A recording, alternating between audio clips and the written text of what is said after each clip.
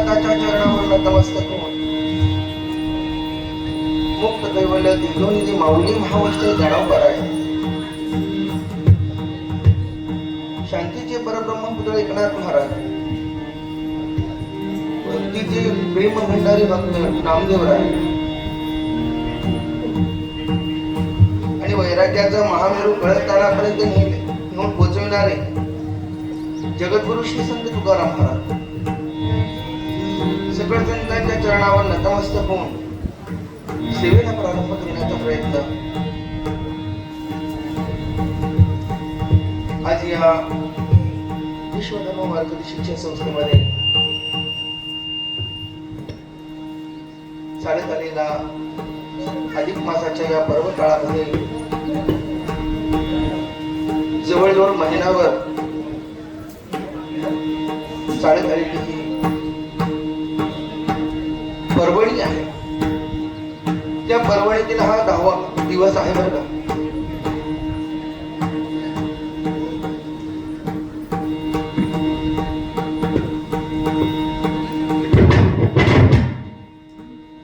पुंडलिक वरदार विठ्ठल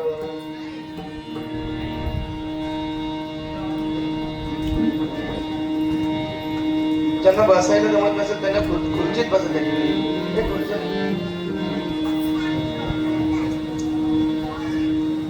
मागे ज्यांना खरोखरच बसायला जमत नसेल त्यांच्यासाठी खुर्च्या ठेव. विठ्ठलेश्वर भगवान की जय.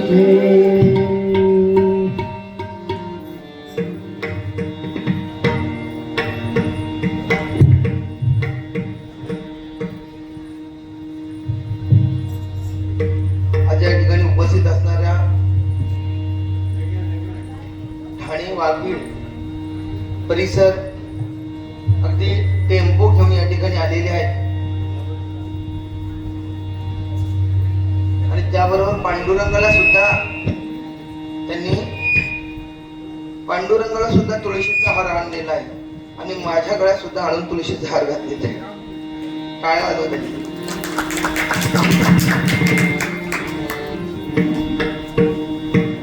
खुर्च्या थोडा मागे.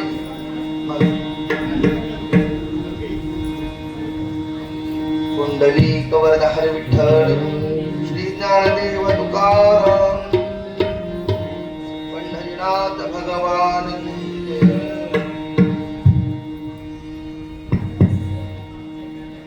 श्री गणेशाय नमः. श्री सरस्वती नमः. श्री गुरुचरण कमलेभ्यो नमः.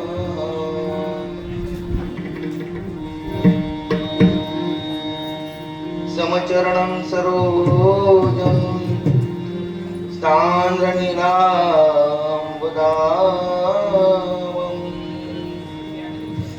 जगन्निहितपाणि मंडनं मंडनानां तरुणतुळशी माळा कंधरं कंजनेत्रम्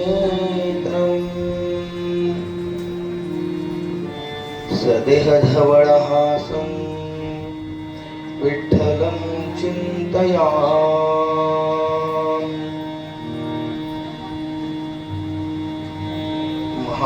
महायोगपीठे तटे भीमरत्या पुंडरीकाय नमः.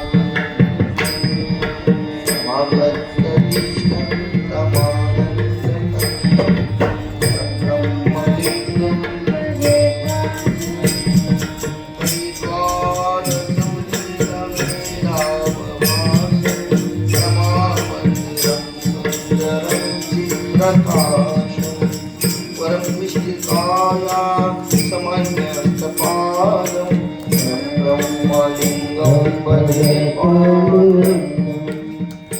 पुंडलीक वरदार विठ्ठल श्री ज्ञानदेव तुकाराम पंढरीनाथ भगवान की जय. माऊली ज्ञानेश्वर महाराज की जय.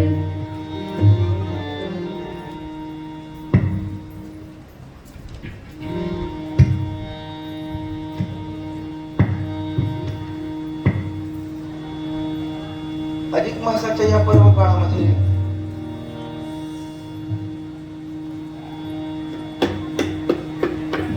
भगवान परमात्म्याचं गुणगान आपल्या मुखातून निघावं, आपल्या कानावर पडावं, म्हणून आम्हाला ती सवय लावली ठेवली पाहिजे, इंद्रियांना ते वळण लावलं पाहिजे. तुम्ही ऐका रे कान माझ्या विठोबाचे गुण. मुखामध्ये परमात्म्याचं स्तुती झाली पाहिजे, देवाचं गुणगान गायलं पाहिजे आणि कानाने त्या परमात्म्याचं गुण श्रवण केलं पाहिजे.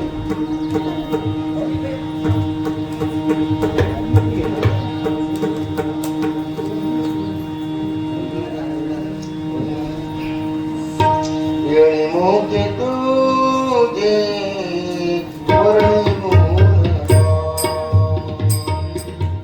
येणे मोके तुझे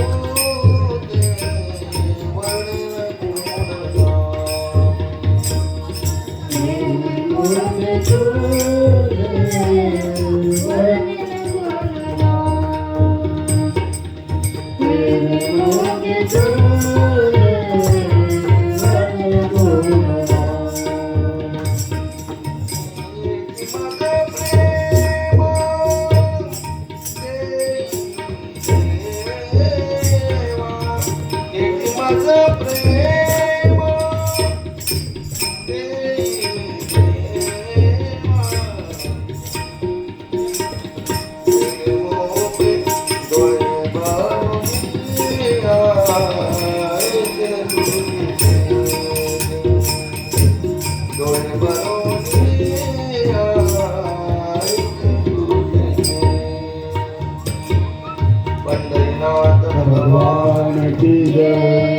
मुखाने परमात्म्याचं चिंतन केलं पाहिजे.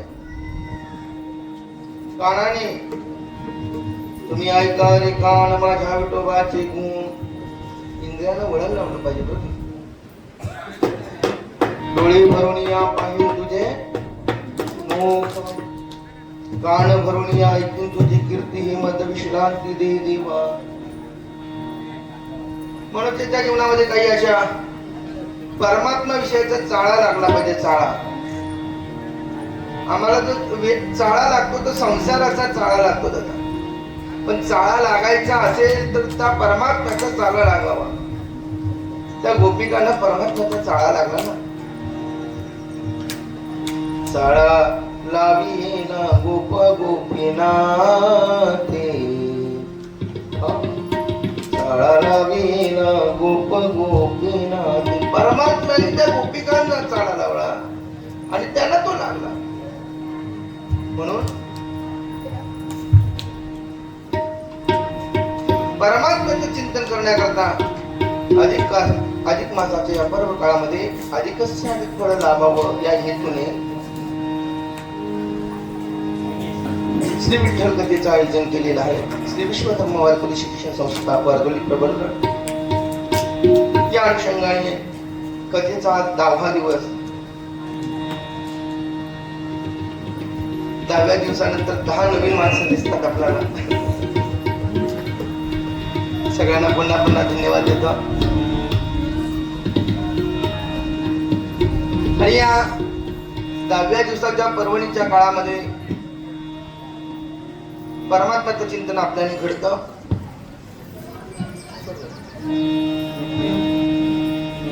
फक्त आतापर्यंतच्या कथेचा सारांश सांगून पुढे कथेच्या चिंतनाला प्रारंभ करणार आहे. म्हणजे आपणाला करेल दररोज नित्याने श्रवण करणाऱ्या श्रोत्यांना ते कळून जाईल. बरीचशी मंडळी या ठिकाणी नित्याने येत आहेत बरं का. काहींचा एकही दिवस खाडा झालेला नाही, अशी नित्याने काही श्रोते मंडळी आलेले आहेत. म्हणून काही कथेचा आढावा सांगत असताना पहिल्या दिवस कथेला परमात्म्याच्या चिंतनाचं अधिक मासाचं महात्म्य पहिल्या दिवस सांगितलं. दुसऱ्या दिवस परमात्म्याच्या चिंतनाचा विषय सांगत असताना कथा करावी. कथेचं का कथा करावी याचं कारण सांगितले. आणि तिसऱ्या चौथ्या दिवस कोणाची कथा करावी याचं महात्म्य सांगितलं. कोणाची कथा करावी त्यातून निष्पन्न निघाली. करावी कथा कोणाची? जी मुक्त करणारी कथा आहे, पाप हरणारी कथा आहे. कोणती कथा आहे? जी मुक्त करणारी कथा आहे, ती विठ्ठलाची कथा आहे. म्हणून ते ऐकावी. हा भाग पुढे आला.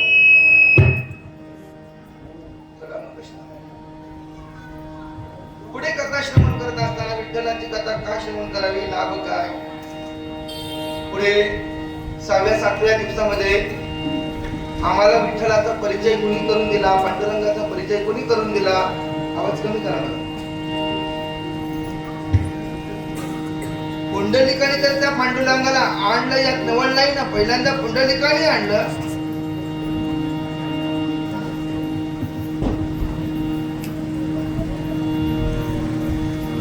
पुंडलिकाने पांडुरंगाला आणलं, यात नवल नाही.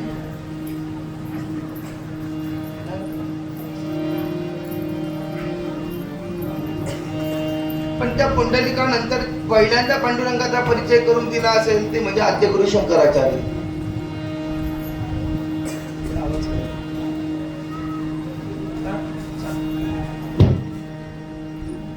ते म्हणजे आद्यगुरु शंकराचार्य. त्यांनी पहिली पांडुरंगाची ओळख करून दिली. हेही चिंतन आपण पाहिलं. नंतर आद्यगुरु शंकराचार्यानंतर पांडुरंगाची ओळख सांगताना, त्याचा परिचय सांगताना नेमका कोणत्या कथानकामध्ये, कोणत्या पुराणामध्ये तो कथाचा आधार प्राप्त होतो हे आम्ही सांगितलं. तर स्कंद पुराण, विष्णू पुराण आणि पद्म पुराणाच्या आधारे पांडुरंगाची कथा सांगितली जाते. पण स्कंद पुराणाचा आधार घेताना पांडुरंगाच्या कथेचा विचार करताना लक्ष द्या. पांडुरंगाच्या कथेचा विचार करत असताना स्कंद पुराणाच्या माध्यमाद्वारे स्कंदाने 88,000 ऋषींना उत्तर देता देता त्यांची मती कुंठित झाली नाही. त्या प्रश्नाचं उत्तर मिळालं जो प्रश्न स्कंदाने 88,000 ऋषींना विचारलेला. 88,000 ऋषींनी स्कंदाने प्रश्न विचारला. त्याचं उत्तर कोण देणार म्हणून भगवान शंकरांकडे आले. आणि भगवान शंकरांनी सांगितलं की तुमच्या जिज्ञासेचं निरसन मी करतो. काय जिज्ञासा आहे? या विश्वामध्ये सर्वश्रेष्ठ तीर्थ कोणतं आहे? की सगळ्या तीर्थांचं पुण्य त्या तीर्थाच्या ठिकाणी लाभलं जाईल. मग असं तीर्थ कोणतं आहे? स्कंदाने उत्तर देताना एकच उत्तर दिलं. ते तीर्थ या विश्वामध्ये एकच आहे. त्या तीर्थाचं नाव संतांचं माहेर असणारं पंढरपूर आहे. इतपत कथा आहे. ठीक आहे, पंढरपूर माहेर आहे. पण कालच्या कथेमध्ये विचार करत असताना पंढरीला पंढरी महात्म्य आपण गात असताना तीर्थत्व येण्याकरता काही निकष आहे, काही कसोट्या आहेत. म्हणजे 10वीला पास होण्याकरता जशा काही कसोट्या असतात ना, त्या कसोट्या पार केल्यानंतर, त्या विषय पास झाल्यानंतर तो 10वीला पास झाला किंवा तो त्या योग्य झाला, तसं तीर्थाला तीर्थत्व येण्यासाठी काही योग्यता असावी लागते, काही निकष असावे लागतात. कोणते निकष? त्यांनी सांगितले तीर्थानुसरण नावाचा धर्म पाळावा. यात्रा वासो निधनान्य म्हणजे अनेक प्रकारचे ते धर्म सांगितलेले आहेत. त्यामध्ये तीर्थाला तीर्थत्व येण्याकरता काही निकष सांगितले. ते 4 निकष सांगितले. तो देव ज्याची आम्ही पूजा करतो ना, तो वेद बोधित असला पाहिजे, वेदाला मान्य असला पाहिजे. तो पुराणाला मान्य असला पाहिजे, तो इतिहासाला मान्य असला पाहिजे. नवे नवे संतांनी त्याचं वर्णन केलेलं असावं. हे सगळे निकष पार केल्यानंतर विठ्ठल ही देवता सर्व संतांनी मान्य केलेले, साऱ्या विश्वाने मान्य केले, नवीन नवे वेदांनी सुद्धा मान्य केलेले हे आम्हाला कळालं. मग त्यातील काही चरित्र सांगत असताना इतिहास मान्य देवता आहे म्हणून पंढरपूर इतिहास मान्य देवता आहे म्हणजे इतिहास मध्ये देखील त्या पंढरपूरचं काहीतरी वर्णन असावं. काही पुराणामध्ये, काही कथानकांमध्ये अशी काही कथा आहे. मग त्रेतायुगाचा जर विचार केला, आता पंढरीची पांडुरंग देवता ही कधीची आहे बोला? कलियुगातली देवता आहे. आणि त्रेतायुगामध्ये सुद्धा राम अवतारामध्ये पंढरपुराचं वर्णन आहे. तुम्ही म्हणाला असं कसं घडलं? हो, आनंद रामायणामध्ये पंढरपुराचं वर्णन आहे. काल मी सांगून गेलो, आनंद रामायणामध्ये पंढरपुराचं वर्णन आहे. राम प्रभुराय तीर्थयात्रा करता करता ते पंढरपूरला आले होते, आनंद रामायणामध्ये वर्णन आहे. पण आम्ही ते वाचत नाही, त्याला आम्ही काय करायचं? ठीक आहे. मग त्रेतायुगामध्ये सुद्धा रामराया होता, विठ्ठल परमात्मा होता, पंढरपूर होतं. द्वापारा युगामध्ये तर एक कथानक झाले. कालची कथा झाली. बलराम दादा ब्रह्महत्येचं पातक लागलं बलराम दादाला, गोहत्या झाली. गवताची पाती अंगावर पडली आणि काय मिळली. आता हे कृष्ण परमात्म्याचं कारस्थानच होतं. याला त्या युद्धामध्ये ठेवायचं नव्हतं महाभारतीय. तर युद्धामध्ये ठेवलं तर त्या दुर्योधनाच्या बाजूने जाईल आणि पांडव पुन्हा मग कौरवांना जिंकणं शक्य नव्हतं. मग हा बाबा इथं राहिला तर वाट लागेल म्हणे. सगळं म्हणे यत्र योगेश्वर कृष्ण म्हणे असं होणार नाही. विजय कोणाचं, मग असं ते चुकीचं ठरेल. मग ते घटना बदलण्याकरता मग त्या बलराम दादाला इथं ब्रह्महत्येचं पातक केलं. मग तीर्थ आता हे घालवणार कशात म्हणे, मग 10,000 किलोमीटरची तीर्थयात्रा कर, मग ते पातक जाईल. कालच्या कथेमध्ये आपण पाहिलं, लक्षात द्या. मग बलराम दादा तीर्थयात्रा करत सगळे ब्रह्मांडातील तीर्थयात्रा भ्रमंती करत करत करत मग तो पंढरपूरला आला. आणि पांडुरंगाच्या हृदयावर काय त्यांना लक्षात द्या, पांडुरंगाच्या हृदयावर काही अक्षर दिसलं, काही मंत्र दिसले. ती काही अक्षर स्पष्ट नव्हती. अद्याप मी सांगितलं, म्हाडामध्ये, कोल्हापूरमध्ये म्हाडामध्ये पांडुरंगाची मूर्ती आहे ना, जी बडव्यांनी लपवून ठेवली होती. औरंगजेबनी म्हणजे काय मोगलांनी अतिक्रमण केलं म्हणून मूर्ती तोडतात फोडतात म्हणून पांडुरंगाची मूर्ती लपवून ठेवली. मग ती मूर्ती अशी लपवून ठेवल्यानंतर विहिरीमध्ये, पेंढ्यामध्ये ती मूर्ती ठेवली. लक्षात घ्या. आणि ती जशीच्या तशी ती बडव्यांनी म्हणा जतन करून ठेवली. पण प्रत्यक्ष जी मूर्ती आहे याच्यामध्ये वाद आहे बरं का. आज जी पांडुरंगाची मूर्ती ती मुख्यत्वाने पहिली खरी मूर्ती आहे का, ओरिजिनल मूर्ती आहे का, की माडामध्ये या क्षेत्रामध्ये असणारी मूर्ती ओरिजिनल आहे का. कारण पांडुरंगाच्या मूर्तीवर पद्मपुराणामध्ये असा लेख आहे की पांडुरंगाच्या हृदयावर काही अक्षर आहेत आणि त्या बलराम दादांची अक्षरं पाहिली, त्याचा त्या अर्थ लागला नाही. म्हणून इंद्रायण चंद्रभागे मातेच्या समोर चंद्रभागेचं तीर्थप्राशन करून अनेक वर्ष तपश्चर्या केली आणि तप करून त्या बलराम दादांनी तप केल्यानंतर इंद्रायणी माता किंवा ती चंद्रभागा माता प्रसन्न झाली. आणि मग पुन्हा त्या पांडुरंगाच्या हृदयावर काय अक्षर आहेत, काय मंत्र आहेत याची स्पष्टता त्यांना जाणू लागली, त्याचा अर्थ त्यांना लागला. कधी? अनेक वर्ष तप केल्यानंतर. ज्या अर्थी पंढरीला बलराम दादा गेला त्या अर्थी त्रेतायुगातला असता, द्वापारातला असणारा बलराम दादा पंढरपुरामध्ये गेला त्या अर्थी पंढरपूर द्वापार युगामध्ये सुद्धा होती, पंढरपूर त्रेतायुगात सुद्धा होती. हे कशाच्या निकाशी तुम्ही सांगाल, जेव्हा नव्हते चराचर तेव्हा होते आधी रचिले पंढरी मग वैकुंठ नगरी. अशी काल इथपर्यंत कथा झाली. याच्या पुढच्या कथेचा निकष सांगत असताना वेगवेगळ्या अनुषंगाने कथा सांगितली जाते. आज आपल्याला 3 प्रश्नांची उत्तर या कथानकाच्या माध्यमाद्वारे द्यायची आहे. लक्ष द्या. 3 प्रकारे कथानकाचा विचार करायचा आहे. पांडुरंगाचा कथाचा विचार करत असताना, त्या महात्म्याचा विचार करत असताना 3 प्रश्न परमात्म्याच्या आगमनाच्या बाबतीमध्ये आपल्याला पाहायला मिळतात. लक्ष द्या माझ्याकडे. पंढरी क्षेत्रामध्ये पांडुरंगाचं येणं, लक्ष ना, पंढरी क्षेत्रामध्ये पांडुरंगाचं येणं, येण्याच्या बाबतीमध्ये 3 निकष सांगितले जातात. म्हणजे लोकांचं एकमत नाही कुठून आला, खरं की नाही. म्हणजे काही असं आहे की सगळ्यांचं मत काय, पण प्रत्येकाचं मत भिन्न भिन्न आहे. पण आम्हाला त्या मताशी काय करायचं, आमचा पांडुरंग आला ना बस. पण तरी सुद्धा त्या निकषाचं निराकरण करणं, त्या प्रश्नाचं उत्तर देणं हे शास्त्राचं कर्तव्य, हे पुराणाचं कर्तव्य, नवे संतांचं कर्तव्य. या अनुषंगाने पुराव्याच्या आधारे काही संतांनी तो कुठून आला, मग कधी आला, या काळाचा विचार केलेला आहे. लक्ष द्या. पंढरी क्षेत्रामध्ये पांडुरंग आला, कोण म्हणतो तो गोकुळातून आला. हा? प्रमाण आहे म्हणून आम्हाला म्हणावं लागतं. कोण म्हणतो तो पांडुरंग द्वारकेतून आला, कोण म्हणतो तो पांडुरंग वैकुंठातून आला. आता वैकुंठातून खरं म्हणायचं, गोकुळातून खरं म्हणायचं का द्वारकेतून खरं म्हणायचं? सांगा, आला कुठून?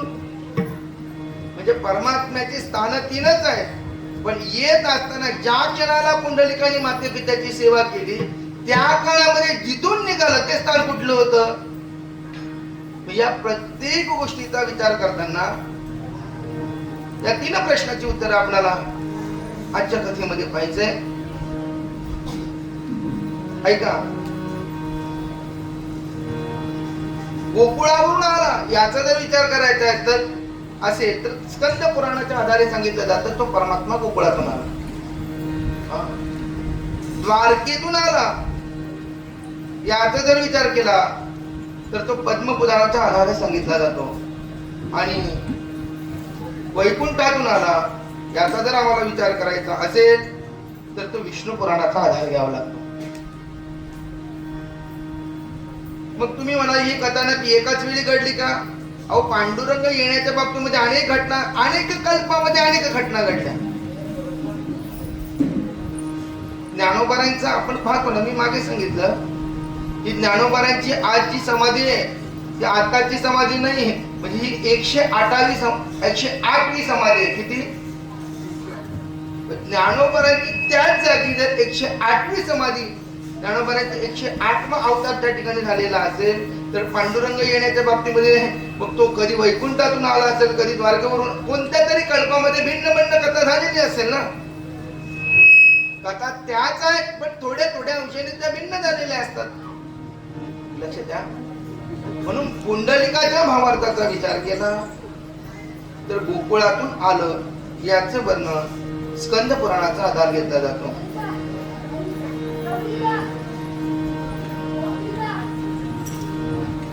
पुंडलिकाच्या भावार्थ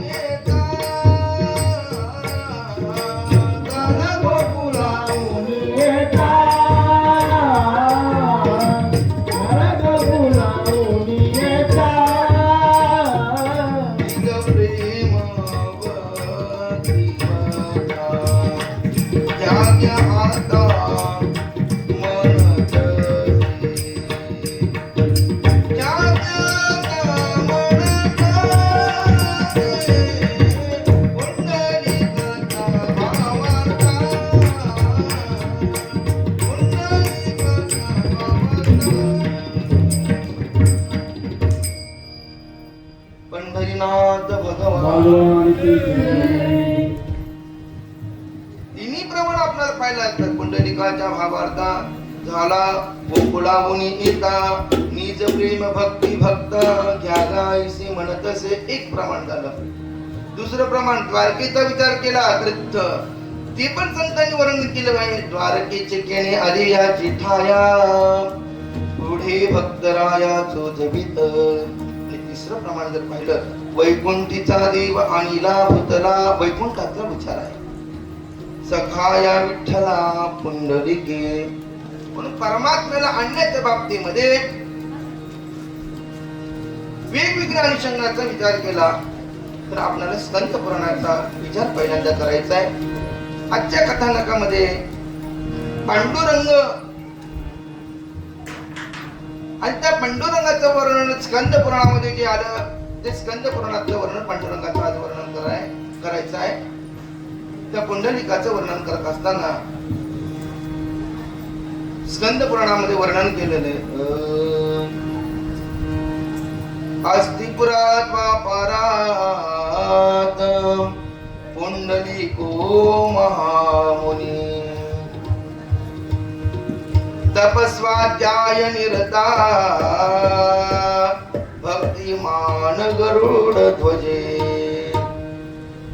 सत्यवादी जित क्रोधा जितेंद्रिय गुण सदा. तो पुंडलिक कसा होता? द्वापारामध्ये वर्णन करत असताना अस्तिपुरा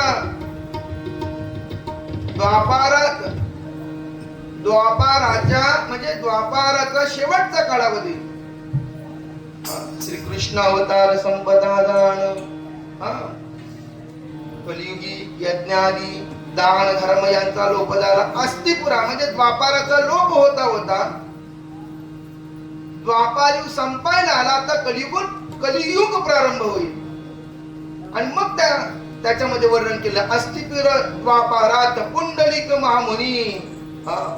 द्वापारामध्ये अस्तिपूर म्हणजे द्वापाराचा लय होताना शेवटच्या काळामध्ये पुंडलिक नावाचा एक महामुनी होऊन गेला. तो कसा होता? तपस्वाध्याय निरता तप करणारा होता. भक्तिमान गरुड ध्वजे परस ब्रह्म गरुड ध्वज ज्या परब्रह्माला म्हटलं जातं अशा गरुड ध्वज परब्रह्म स्वरूप पांडुरंगाची तो भक्ती करणारा होता. तो होता कसा? सत्यवादी सत्य बोलणारा होता. कोण? पुंडलिक. स्कंद पुराणात कथा आहे बरं का. तो सत्य बोलणारा होता. सत्यवादी जित क्रोधावर नियंत्रण ठेवणारा होता. पुंडलिकाचं वर्णन क्रोधावर नियंत्रण ठेवणारा होता. क्रोध जिंकणारा होता.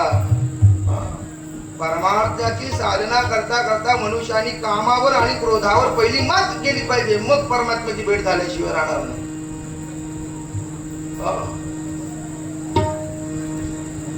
इंद्रियांचे धनी आम्ही झालो गोसावी. कधी? काम क्रोध बंदी खाणी. काम क्रोध बंदी काम क्रोध बंदी खाणी. काम क्रोध बंदी खाणी. काम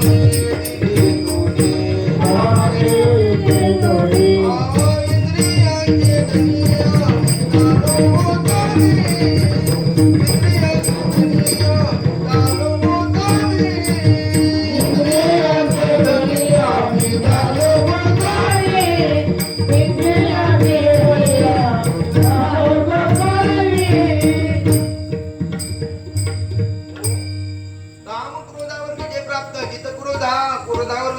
केलं पाहिजे बरं का.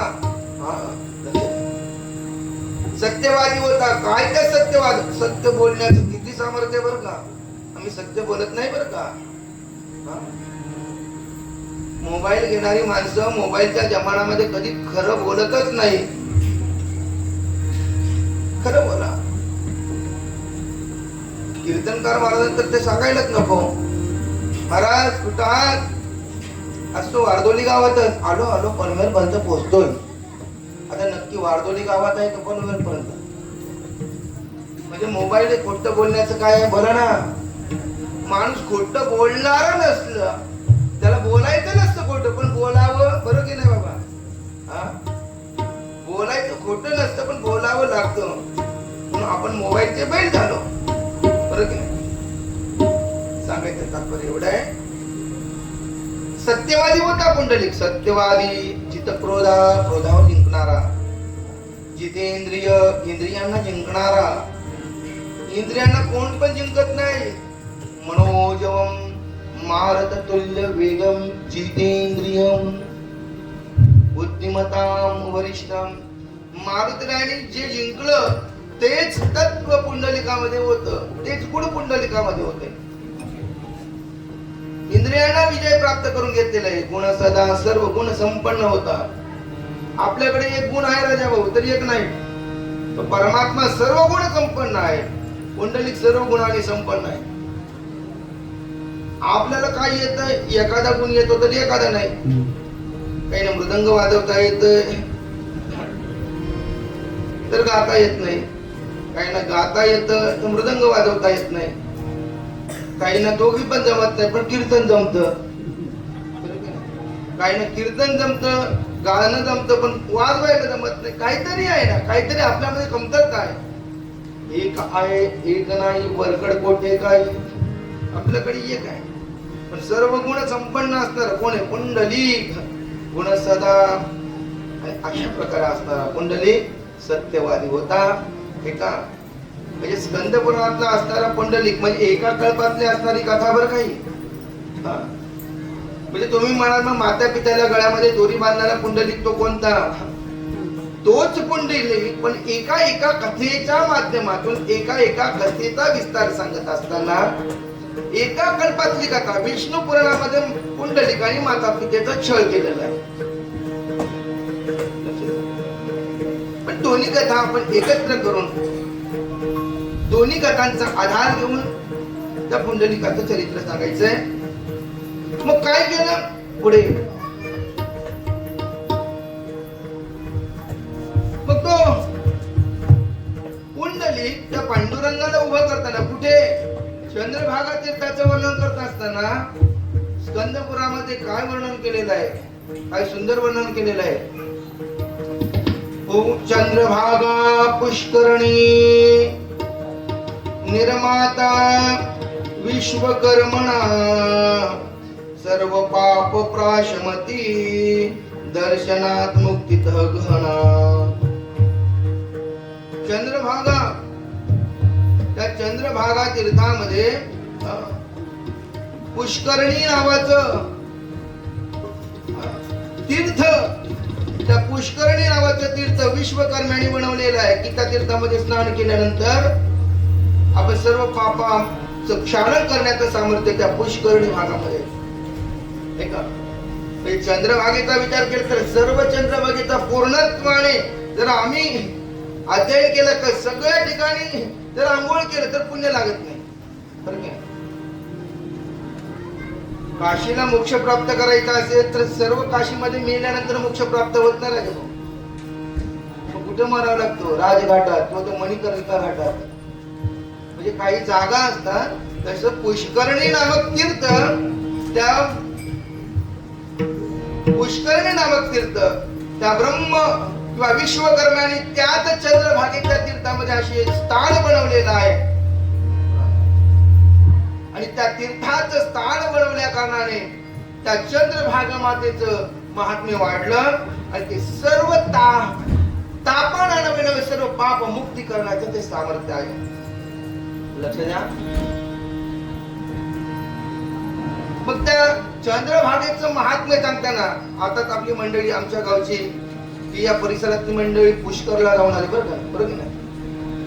पण पुष्कर पेक्षा कितीतरी पटीने महात्मा अधिक आमच्या पंढरीचा आहे म्हणून पंढरपूरला झाला.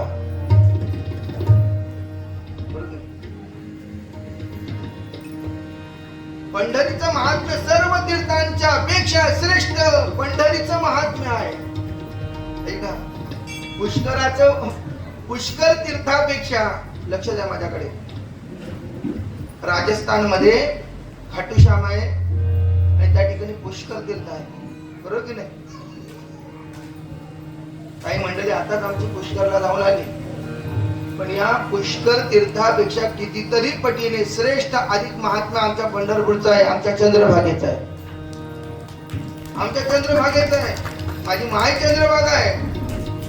इतरत्र जायचं नाही का? इतरत्र जा, पण आपल्या पांडुरंगाचं अस्तित्व कमी करू नका. जिथं जाईल तिथं पांडुरंगाचं गुण घ्या. जिथं जाईल तिथं पांडुरंगाला विसरू नका. लक्षात द्या. खरं सांगू, आपल्या जवळ असतं ना, त्या जवळचं महात्मा माणसाला कळत नाही. माणसं दुसरीकडे जातात फिरायला. आमच्याकडे इथं प्रबळगड आहे, माझी प्रबळगड. आम्ही तिथं वर फिरायला जात नाही, पण फार अमेरिकेतून इतर देशातून लोक येतात. बरोबर की नाही? पुण्यावरून येतात, मुंबईवरून येतात, दिल्लीवरून येतात. मी त्या दिवस गाडीवर बसून येताना तो माणूस कुठून आला म्हणे, मी दिल्लीवरून आला आहे. दिल्ली से आया हूं, इधर जा रहा है, उधर कलावंतीन में जा रहा है घूमने के लिए प्रबळगड पे. अरे म्हणजे जवळचं महात्मा तुझा आहे, तुझं पासी म्हणजे जवळ आहे, पण त्याचं महत्व आम्हाला कळत नाही. तसं पंढरपूर आपलं मायतीर्थ आहे. पण त्या पंढरीचं महात्म्यही श्रेष्ठ आहे, पण ते आम्हाला कळतं कुठं दादा?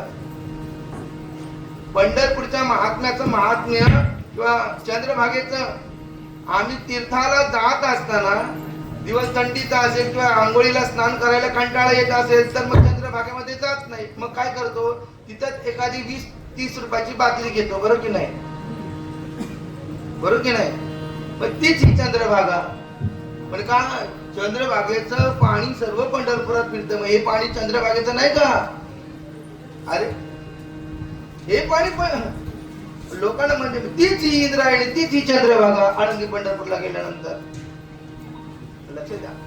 म्हणून आम्ही महात्म्य सांगत असताना त्या पंढरपूरचं महात्म्य किती श्रेष्ठ आहे त्याचं वर्णन करताना पुष्कर पेक्षा श्रेष्ठ आहे. पुष्कर,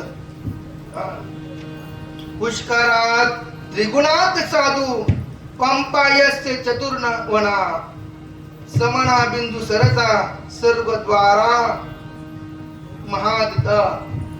काय वर्णन केलं? पुष्करात त्रिगुणात साधू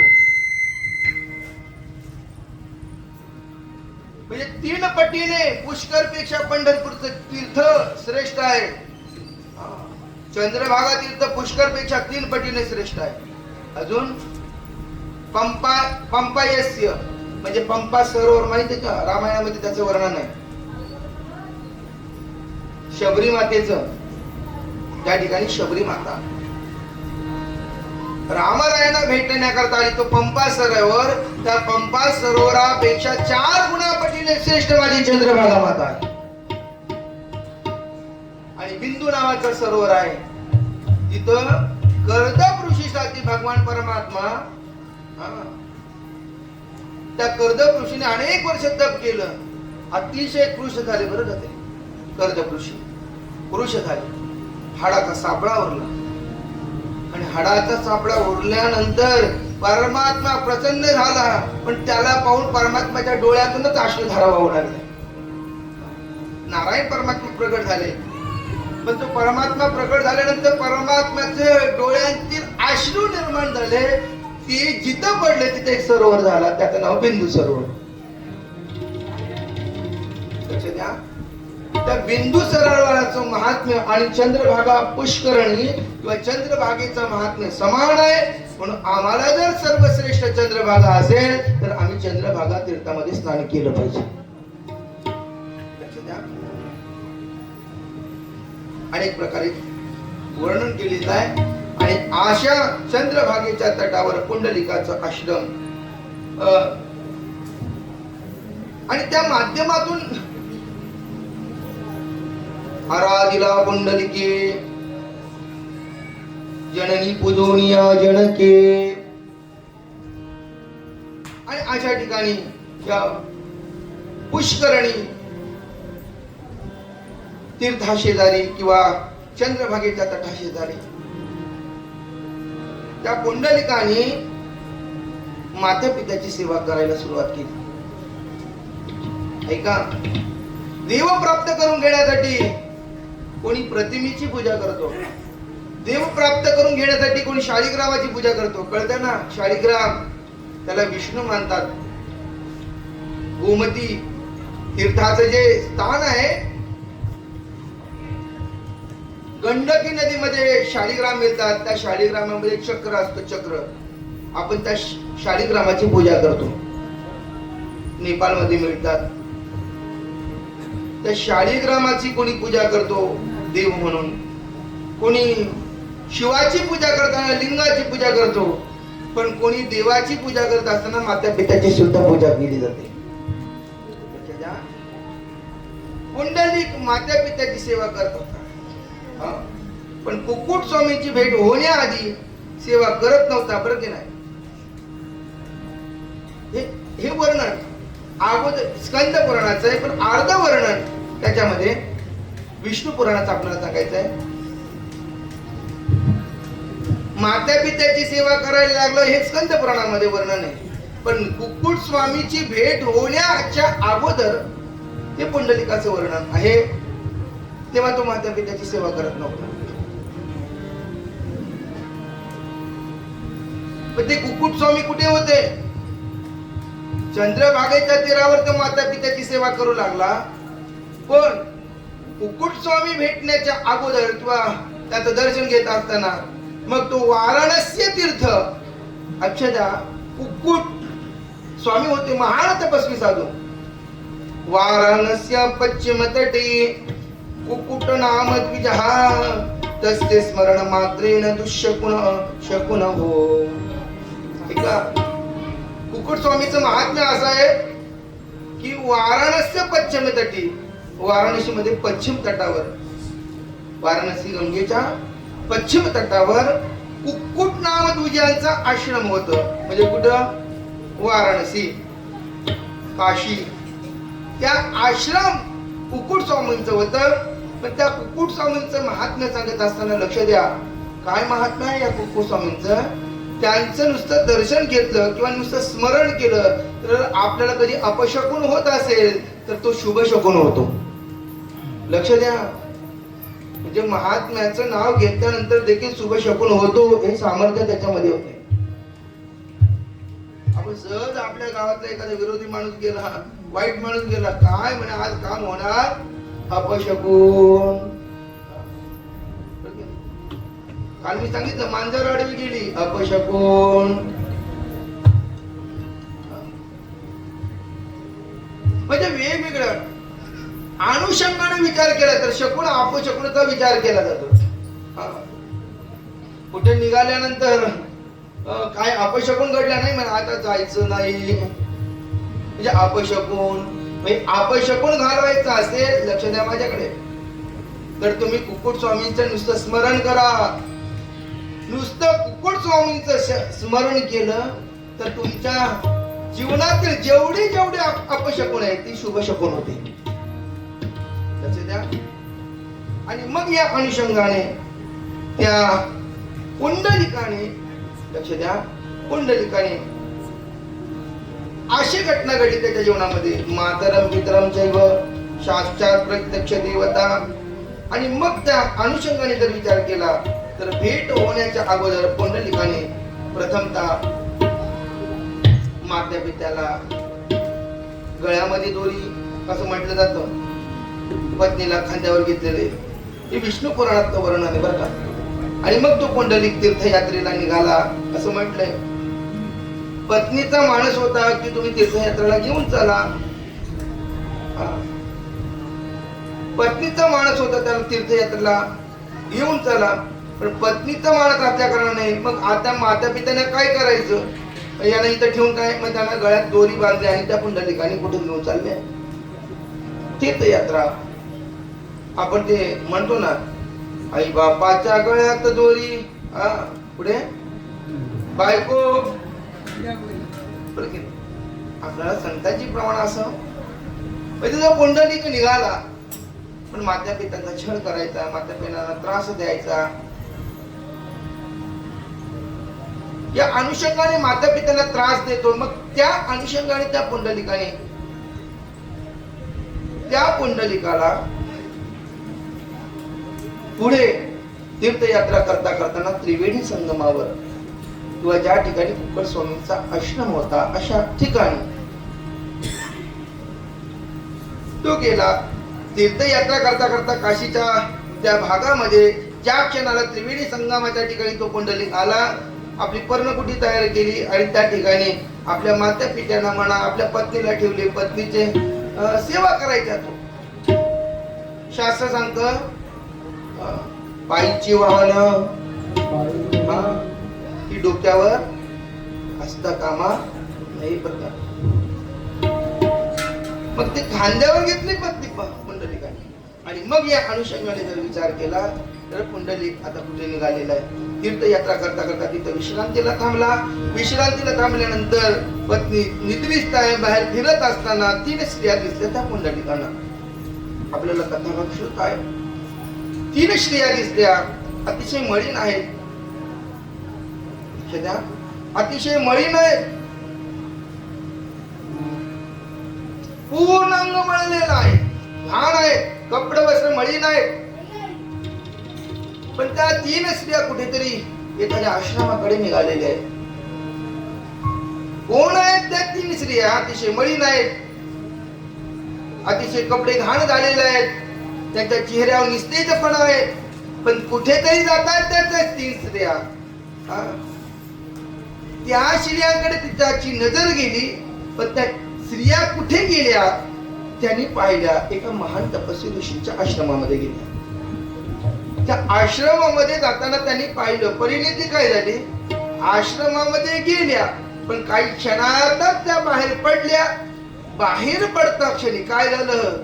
ज्या मळीन स्त्रिया होत्या, कुरूप स्त्रिया होत्या, त्या आता दिव्य तेजपुंज झाल्या होत्या. लक्ष द्या, त्या दिव्य तेजपुंज झाल्या. पुन्हा त्याला आश्चर्य वाटलं, अरे आता तर या स्त्रियांना पाहिलं तर मळीन कुरूप होत्या, पण आता त्या आश्रमातून बाहेर आल्या, काहीतरी याच्यामध्ये दिव्य तेजपुंज आले. काय त्या सुंदर्या, जणू काय स्वर्गातील आलेल्या अप्सराच या ठिकाणी उतरल्या की काय, अशा त्या सुंदर स्त्रिया पाहिल्या. पाहिल्यानंतर राहावेना त्याला, अरे ज्या ते त्या आश्रमामध्ये गेलं आणि सुंदरता प्राप्त करून आले, त्या आश्रमामध्ये काहीतरी गुह्य दडलेलं. आपल्याला एखाद्याचं महात्म्य कळत नसेल, पण ती जिज्ञासा अंतःकरणामध्ये आपल्या काळाने कळत न कळत त्या पुंडलिकाने विचारायला सुरुवातच केली. पण विचारावं कसं? महिला होत्या, स्त्रिया होत्या. जवळ गेला, हात जोडले,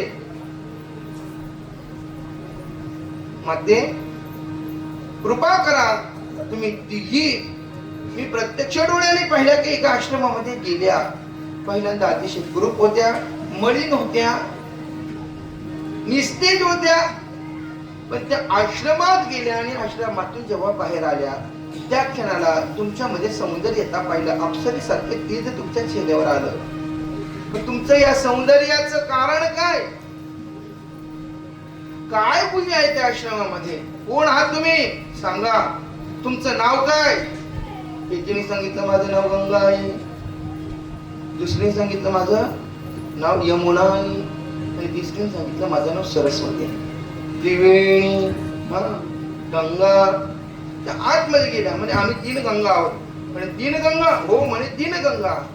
म्हणे हे 3 गंगा आहोत, म्हणे अशा स्वरूपाचं पाप तुमच्यामध्ये किंवा या स्वरूपाची कुरूपता तुमच्याकडे येण्याच्या मागचं कारण काय? तुम्ही तर गंगा आहात, दुसऱ्याचं पाप नष्ट करण्याचं काम करतात ना. वाचे म्हणता गंगा गंगा, नुसतं नाव जरी तुमचं घेतलं तर सगळं पाप जातात. तर तुम्ही एवढ्या मळीन, एवढ्या कुरूप, म्हणजे पापच आहे ना.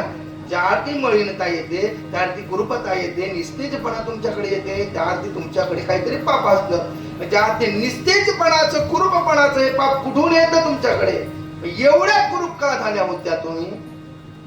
कारण सांगा. त्या तिघीने एका स्वरात म्हटल्या, तुमच्यासारख्या पापांनी आमच्यामध्ये स्नान केलं की आम्हाला कुरूपता येते. कळतं का? म्हणजे आपली पाप घालवायचं आम्ही कुठे काम करतो? चला पंढरपूरला, चला काशीला, गंगेला. लक्ष द्या. तुमच्यासारख्या पाप्याने जर आमच्यामध्ये, म्हणजे एका स्पष्ट शब्दात उत्तर मिळालं, म्हणजे तुम्ही पापी आहे हे सुद्धा कळतं. त्याचे पापी माणसं स्वतःला पापी मानायला तयार होत, मान्यच करत नाही माझ्याकडून पाप झालं, मान्य करायला करत. तुमची सारखी पापी आणि अशा पाप्याने जर आमच्यामध्ये अतिताईने आमच्यामध्ये स्नान केलं की आम्हाला कुरूपता निर्माण होते, मळीनता निर्माण होते. मग काय करावं? ही मळीनता घालवली पाहिजे ना, नाही तर दररोज दुसरे पापी येतील. मग त्यांनी काय केलं? नुसतं पापाचं पर्वत येतील आमच्या अंगावर, पर्वताप्रमाणे पातक करणे, अशी पाप वजरले पासारखी होती. मग ती कुठे घालवायची? आमच्यातली पाप नष्ट झाल्याशिवाय तुम्हाला शुद्ध बनवता येत नाही ना, आम्हाला पुण्यवान बनवता येत नाही ना तुम्हाला. पहिल्यांदा आमच्यातली पाप घालवली पाहिजे. मग तुमच्या मुळे आम्ही झालेलं कुरूपपणा ते नष्ट करण्यासाठी आम्ही काय करतो माहित आहे का?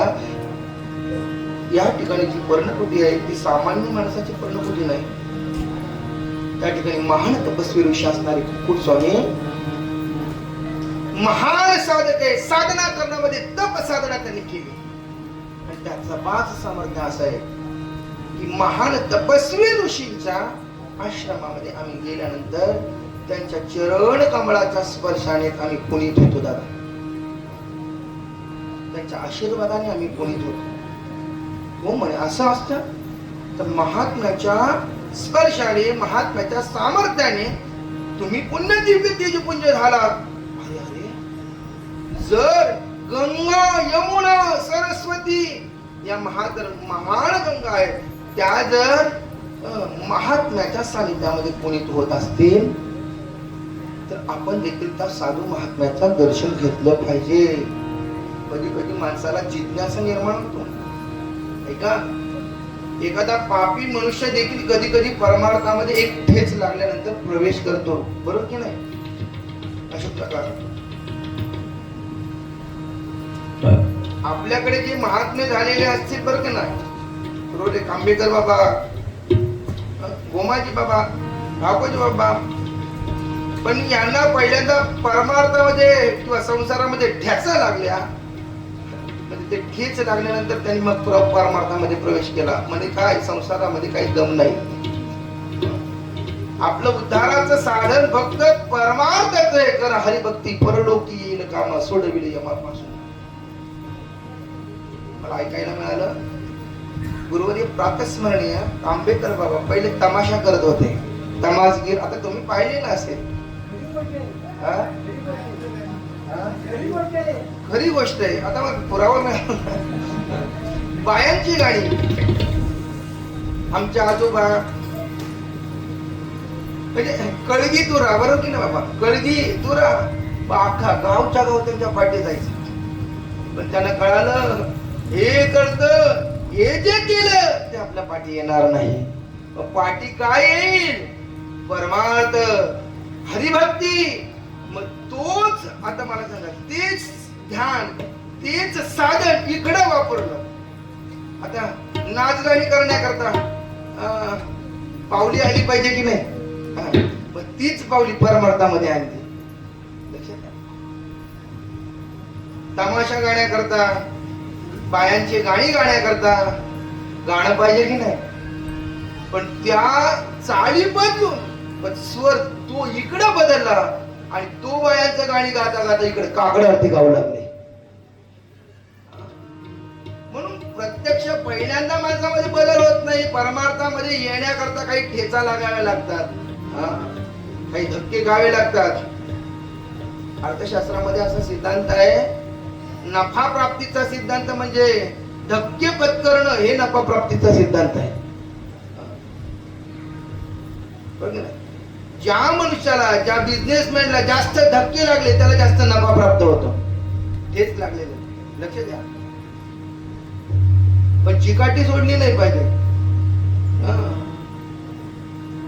आपल्या गाववाल्याच्या दुकानासमोर जर मारवाड्याचं दुकान असेल, त्याचा धंदा झाला नाही तरी चालेल, पण तो त्याची चिकाटी सोडत नाही. नुकसान होतो, झालं नुकसान तरी चालेल, पण तो सांभाळून घे. एक ना एक दिवस त्या नुकसानाची भरपाई येईल. म्हणून साधना करताना पहिला वर्ग आहे समीक्षा. समीक्षा किंवा पहिल्यांदा उपेक्षा केली जाते. दुसरा वर्ग समीक्षेचा आहे. तिसरा वर्ग प्रतीक्षेचा आहे. आणि मग प्रतीक्षा, परमात्मा भेटी करता प्रतीक्षा. पहिल्यांदा उपेक्षा केली जाते. आपणच काही मंडळी यातली, खरं सांगा बरं का, यातली काही मंडळी वारकरी पहिले कीर्तनाला जात असेल, पंढरपूरच्या वारीला जात असेल, निघाले सफेद बगळे. पहिले म्हणत होते की नाही बाबा, पण आपणच त्याच्यामध्ये आलो. आता मध्ये आपण पण सफेद बगळे झालो, बरं की नाही संदीप? पहिल्या त्या गळ्यात माळ होती, काय बुवा त्याला काही वेळ लागले की काय, त्याला काही म्हणजे काम नाही, धंदा कुठे पण निघाले असं आपण म्हणत होतो. पण आता त्यांच्यात प्रवेश केलं लोक. आता दुसरे आपल्याला म्हणत असतात. पहिली उपेक्षा केली जाते, बरं, उपेक्षा केली जाते. नंतर समीक्षा, नाही बाबा त्यांच्यापेक्षा आपलं बरं आहे किंवा आपल्यापेक्षा त्यांचं बरं आहे का.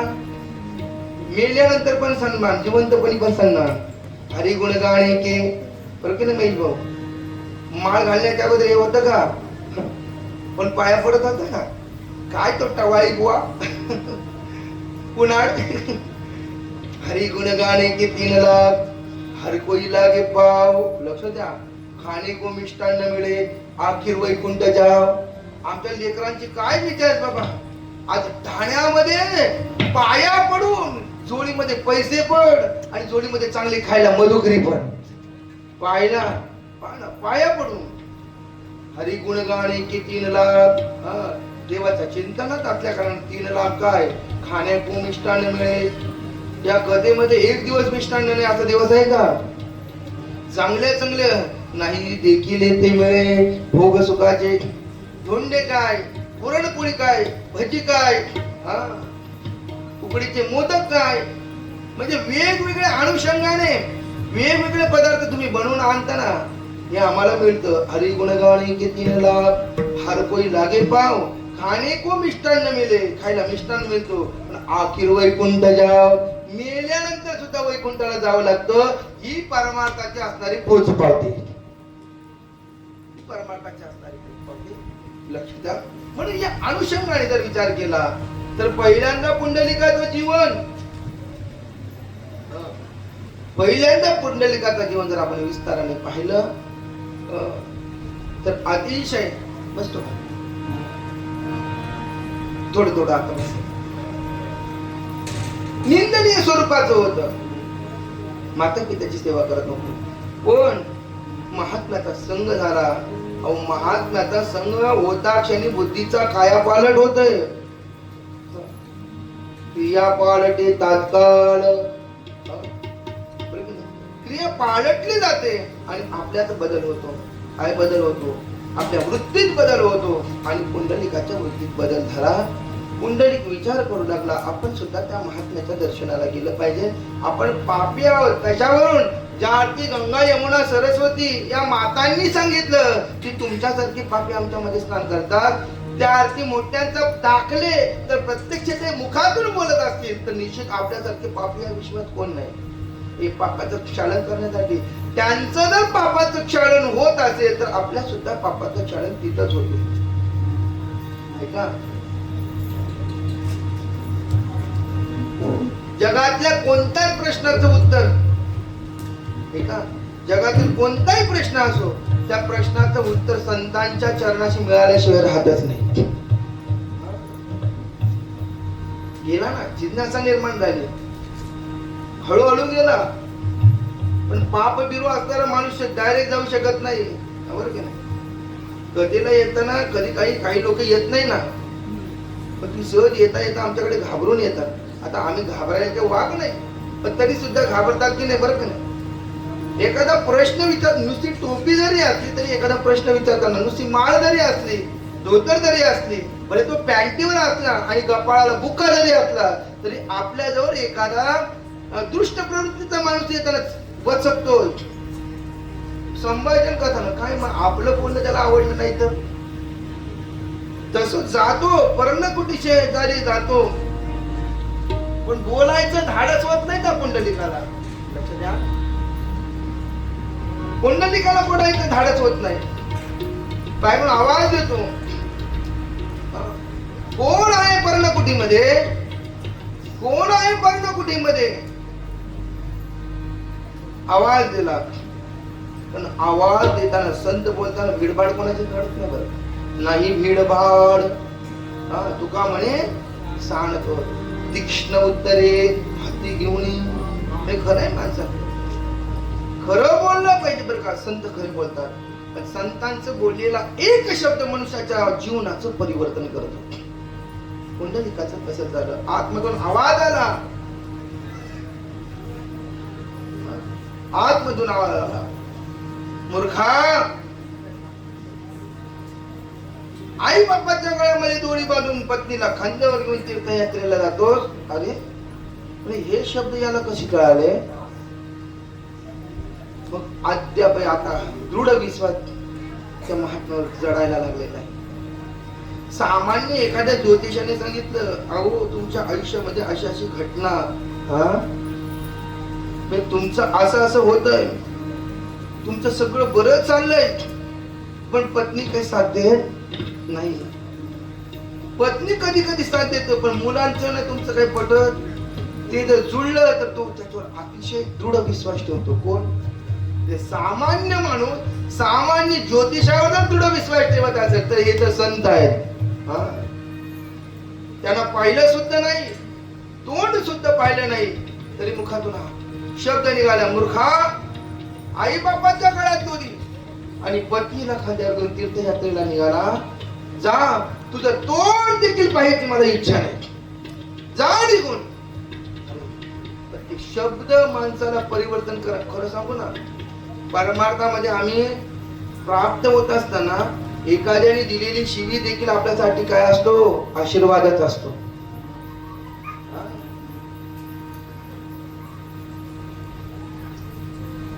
एखादी शिवी, आणि त्यांच्यामुळे आपलं परिवर्तन होईल कधी सांगू शकत नाही. या ठिकाणी असणारे नाना बाबा जेवण बनवत असतील, पण परमार्थाची सुरुवात करत असताना भजनाला ज्यावेळेस गेलो त्यावेळेस टाळ चुकायचे. अद्याप ते सांगतात बरं का, माझ्यामुळे तू शिकला.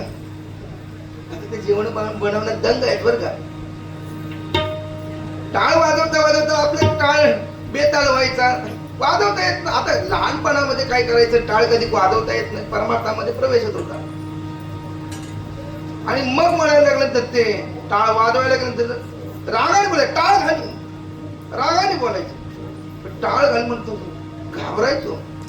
मग ते घाबरण्यामुळे हळूहळू सुधारणा केली ना. नाहीतर काही लोक म्हणतात बुवा, म्हणजे अशी काही लोक आहे, हा तुमचा टाळ, हा तुमचा पापवाद, हा तुमचा विणा, राम राम, आम्ही तुमच्याकडे येत नाही. आणि नाही, धीर नाही सोडलं पाहिजे.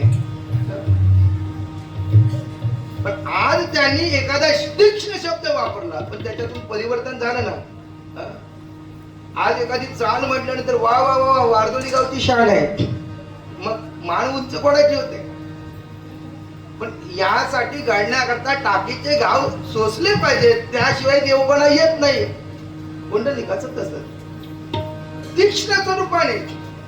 आणि खरं सांगू ना, सहज सांगून काही लोकांना पटत सुद्धा नाही. ते रिक्षावाले चालक मालक संघटना असतात ना, तिथे जे शब्द असतात ते आपल्या कीर्तनात कधी नसतात. त्यांचे शब्द वेगळे असतात. त्यांची सुरुवात रामकृष्ण हरीने नाही, मग त्यांची सुरुवात आईचा उद्धारच केला जातो. त्यांची सुरुवात तिथून जर असेल तर मला सांगा, अशाने काही आपण सहज सांगून पटेल का? मग महेश भाऊ, मग तिथं त्या पद्धतीने सांगावं लागतं. म्हणून ते म्हणलं, लातो की बुत बातोसे नाही मानते, टिट फॉर टॅट, जशात तसं. म्हणून या पुंडलिकाला सरळ सांगून तरी पटलं नसतं. महात्म्याने ओळखलं, हा आलाय, पण याचा उद्धार होणार आहे. पण एक शब्द पुरेसा ठरला, कोणाला? सहज बोलणी.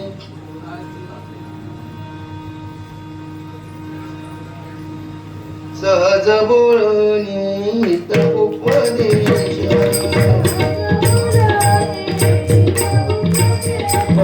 सहज बोलणी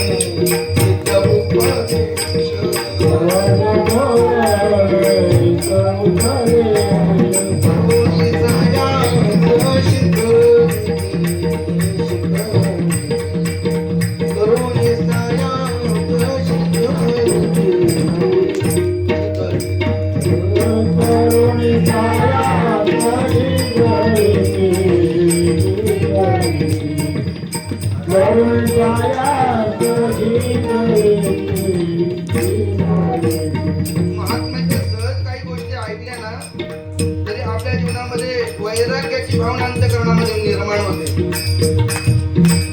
सजतांच्या ऐकता गोष्टी, सजतांच्या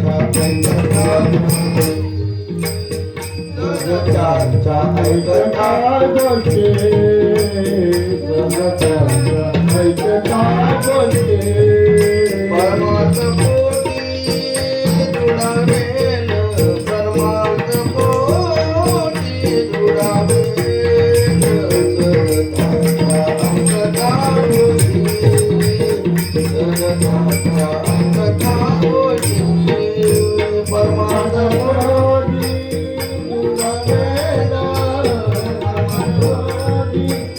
दृढावेल,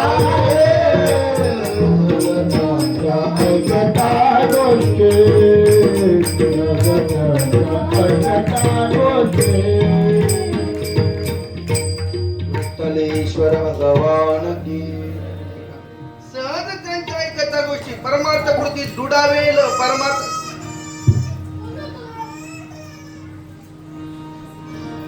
अंतःकरणामध्ये परमार्थिक भावना दृढावली जाते. कधी सहज ऐकल्या पाहिजे, सहज मुखातून निघाले आणि मग त्या पुंडलिकाने ते तीक्ष्ण शब्द ऐकले, मनावर धक्काच बसला. आता परिवर्तन झालं, आता बदलला, आता बदल आहे. आणि बदल अपेक्षित असताना त्या पुंडलिकाच्या अंतःकरणामध्ये मात्र पित्रा सेवेविषयी अंतःकरणामध्ये जागृती निर्माण झाली. आणि मग तो पुंडलिक कुठे निघाला, घरी आला, पत्नीला बाजावला सारली आणि एका मांडीवर मातेचं डोकं आणि दुसऱ्या मांडीवर पित्याचं डोकं घेतलं. माता पित्याच्या सेवेला प्रारंभ केला. आणि मग त्या माता पित्याच्या सेवेला प्रारंभ केल्या कारणाने मग काय घटना घडली, त्या पुंडलिका सेवा करू लागला. वेगवेगळ्या अनुषंगाने पुंडलिक सेवा करू लागला. तरी त्या माता पित्यांचं पाय दाबून पुंडलिक सेवा करू लागला. कधी कधी त्या माता पित्यांना कुठे कुठे फिरायला नेत असतो तो पुंडलिक. वेळच्या वेळी वेगवेगळ्या अनुषंगाने त्यांची ती सेवा करू लागला तो पुंडलिक. माता पिता संतुष्ट होऊ लागले, आनंद होऊ लागला माता पिता. म्हणजे सेवेचा प्रकार कामधंदा करता करता एखाद्या बाजूला काम बाजूला टाकायचं, पण माता पिताची सेवा सोडत नव्हता. मग कधी कधी पुंडलिकाचा मानस, पुंडलिका अरे आज कधी कधी कथा सांग, एखादी कथा. मग त्या पुराणातली एखादी कथा माता पित्याने सांगायचं. पत्नीवरची आसक्ती आता नष्ट झाली, पण माता पित्याची सेवेकरिता जडला तो. आणि मग या अनुषंगाने माता पित्याची तो सेवा करू लागला. आणि सेवा करता करता करता अशी घटना घडली की पांडुरंग परमात्म्याला कळालं. ही कथा स्कंद पुराणाची असल्या कारणाने परमात्म्याची बाळमूर्ती म्हणजे तीच मूर्ती पंढरपूरला आले असे सांगितलं जातं. लक्ष द्या. मातरम पितरम चैव साक्षात प्रत्यक्ष देवता.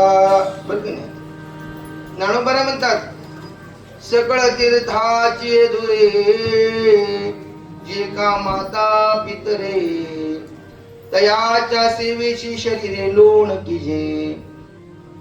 माता पित्यांची सेवा केली पाहिजे. आणि मग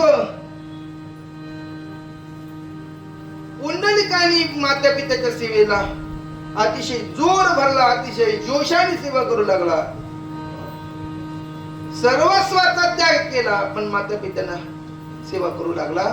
आणि अनेक प्रकारे सेवा करता करता तिकडे पांडुरंगाला कळालं, तिथं कृष्ण परमात्म्याला कळालं. आणि परमात्मा त्या ठिकाणी कृष्ण रूपाने अवतार घेतलाय आणि ब्रह्मदेवाला सूचित करण्याकरता पाठवलेला आहे. विठ्ठल विठ्ठल विठ्ठल विठ्ठल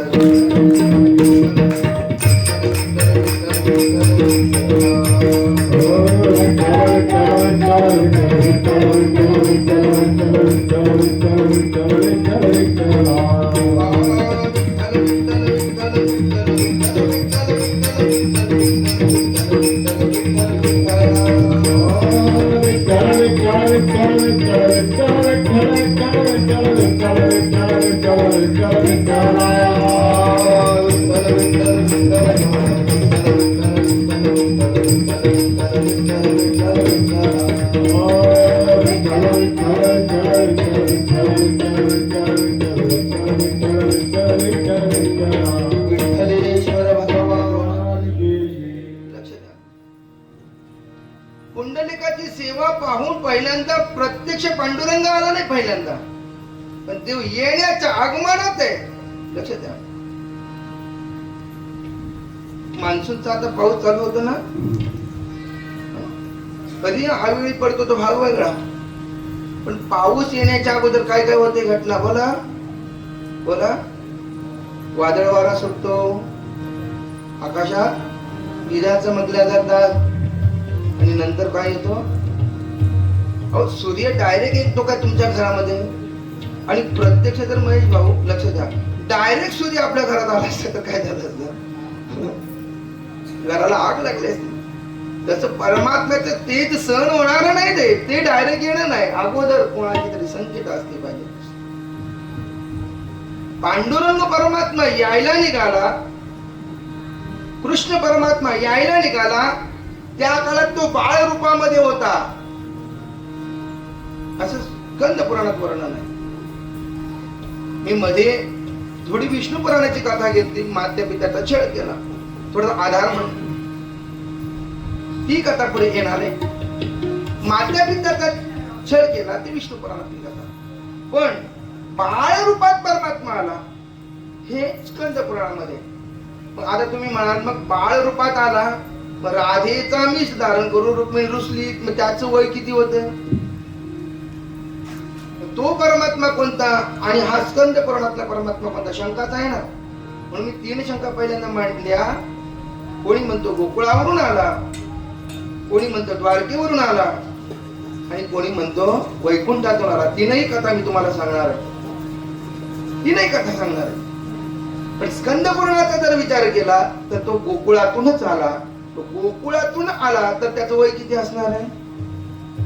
अगदी 11 वर्ष, 10 वर्ष किंवा 11 वर्ष परमात्मा गोकुळामध्ये राहिला.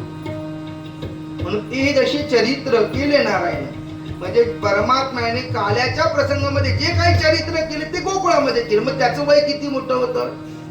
बाळ वय, बाळ रूपे. आणि त्या बाळ रूपात आलेला परमात्मा इथून यायला निघाला, पण येताना परमात्म्याने पहिल्यांदा आपले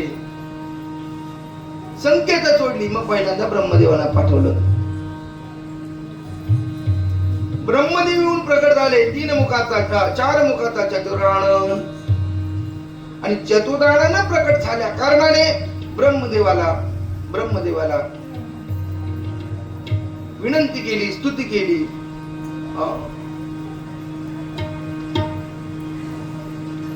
त्याचं आपण म्हणतो ना, चतुराणाची स्तुती केली, ब्रह्मदेवाची स्तुती केली. तुम्ही वेदाची निर्मिती करता, तुम्ही वेद सांभाळता, विश्वाची उत्पत्ती करता, नाना प्रकारे ब्रह्मदेवाची स्तुती केली.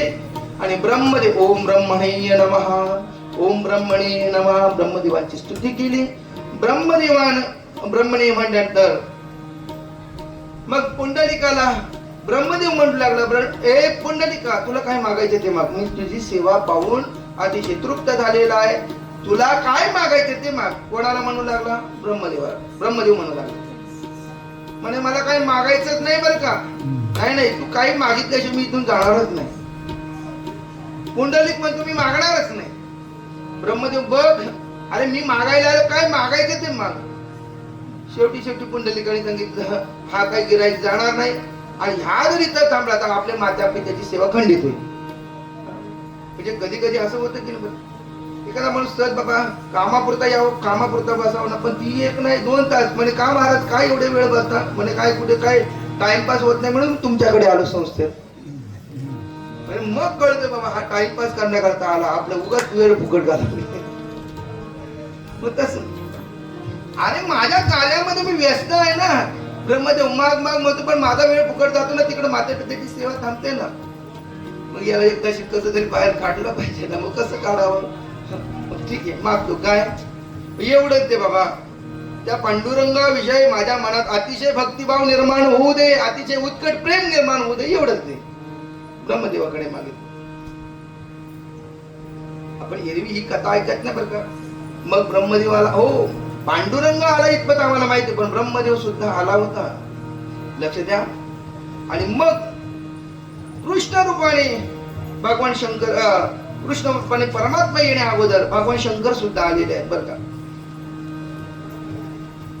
म्हणजे सर्वजण आलेले त्या ठिकाणी. आणि मग सर्वानंतर परमात्मा मागून आलेला आहे. आणि मग पुंडलिकाला म्हणू लागल्या, ए पुंडलिका,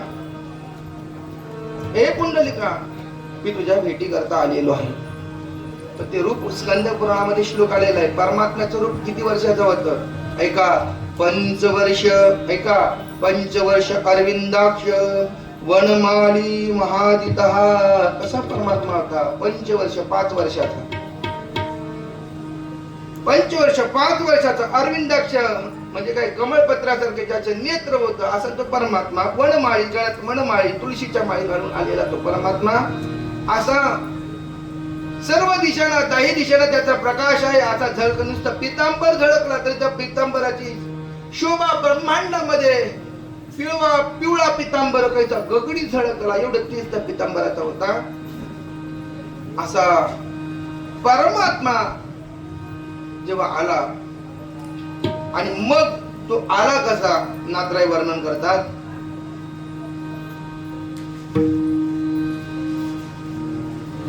पांडुरंग बाळ मूर्ती गाई गोपाळ सांगाती. पांडुरंग बाळ मूर्ती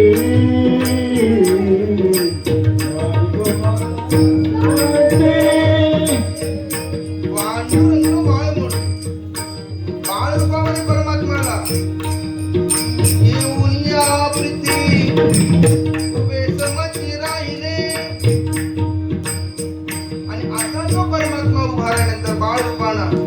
कशामुळे आला. पुंडलिक भक्तराज तेने साधिले काल वैकुंठीचे निज परब्रह्म आणले.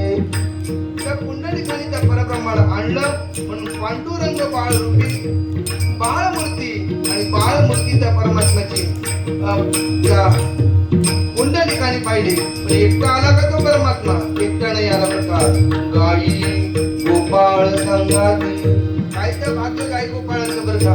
पंढरपूरला येताना सुद्धा गाई गोपाळ घेऊन आला. बरं की नाही. बरं की नाही.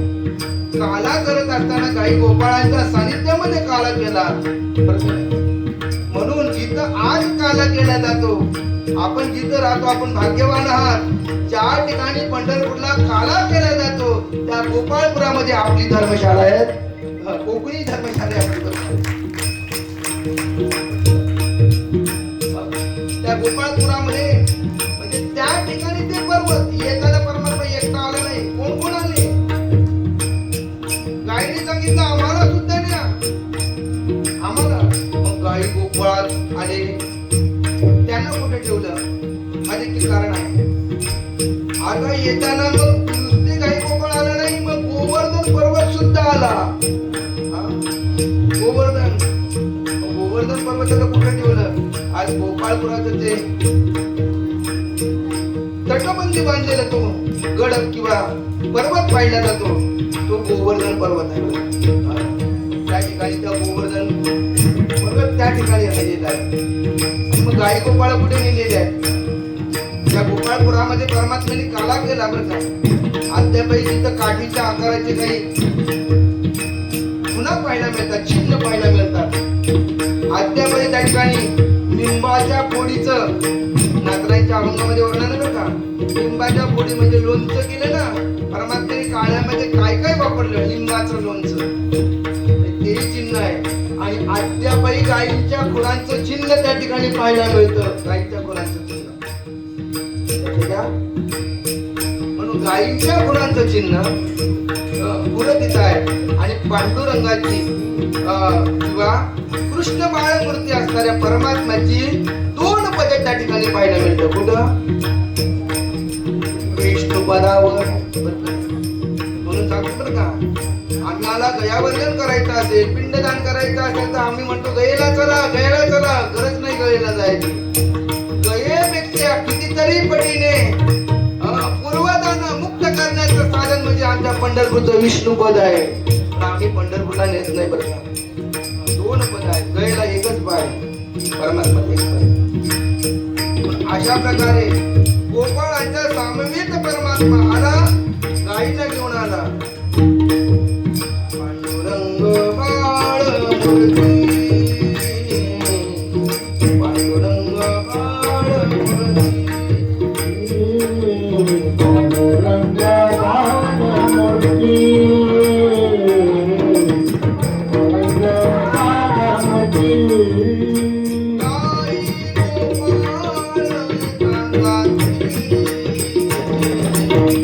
गोपाळ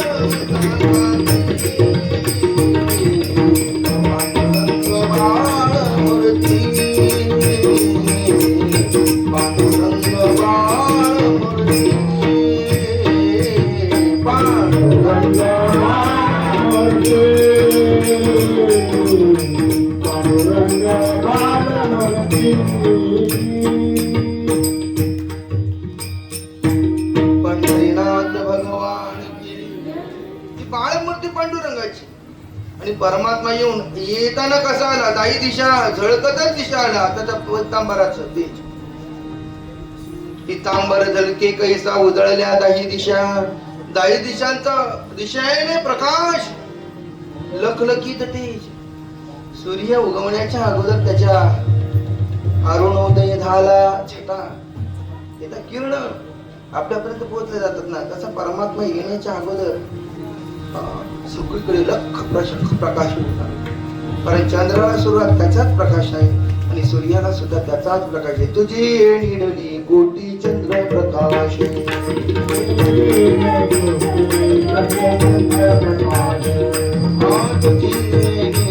कोटी